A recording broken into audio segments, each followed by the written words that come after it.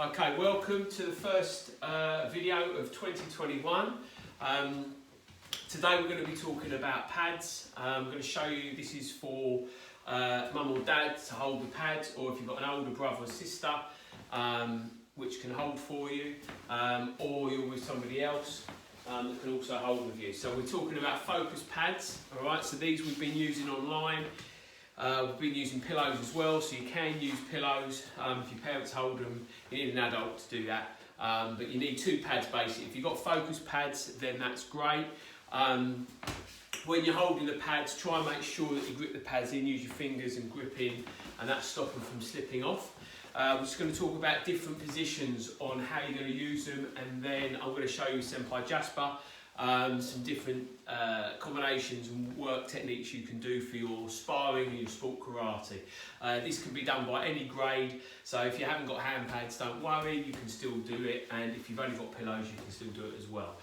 You could do it with one position, so you don't need two pads. Okay, so some of the first positions, from here, holding into the body. When we're doing karate, slightly different to kickboxing, you're going to hold, or boxing, you're going to hold the pads in position. We're looking for the exact position as much as we can on the body, so it's got to be very precise. Which means, if you're holding the pads to the side, you need to hold them stronger. It's not like you're holding in front, here, this position, or you're moving them in. We are holding them stationary most of the time. Only when we move in, sometimes we're using our body weight. So some of the positions, side of the head, this position here, so pad person is important for you, holding the pads to the side, make sure it's not to hit your head, so you have to use your arm and shoulder, hold your stomach muscles and be strong, so when it's getting hit, it's not moving. So this is for your hook kicks, normally where you're pulling it back out, not when you're going all the way through. If you do it all the way through, you need to hold it in front. So hook kicks, roundhouse kicks, crescent kicks as well, as long as you're snapping them back in. If you're going through the whole technique like a crescent and it's coming in an arc movement, you have to hold that in front as well.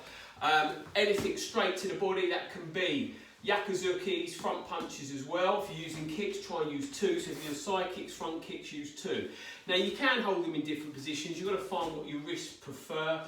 This is quite a good position as long as you've got the mobility to do it, otherwise hold it straight. Try not to use one on its own and just watch your wrist, because that's taking a lot of the impact. So again, that's why we might use two and build it up. It's not like using a shield where normally you hold it with both arms and we can take the resistance or the power coming forward. So you've got this for straight strike, double it up if you're using a kick. If you want to kick straight to the face, then you can use it with both. If it's just from a single punch, you really just need to use one. But when we're doing doubles in karate coming straight, try and use this position rather than here. If you're jabbing and crossing, you can hit this side, but we're looking for speed and power.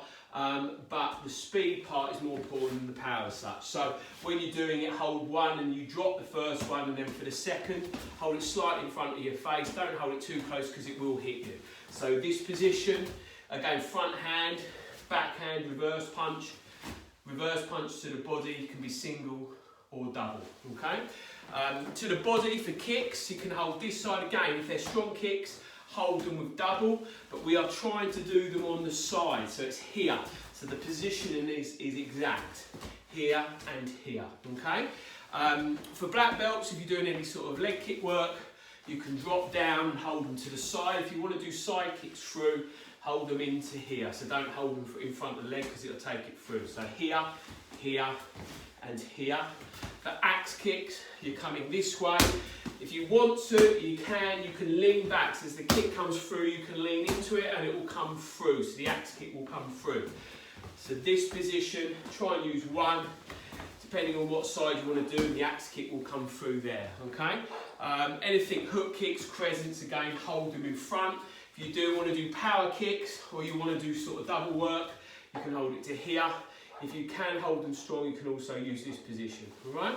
So you need to get used to these. The better you get holding them into position, the more you can do with your pad work, which I'm going to show you in the next video.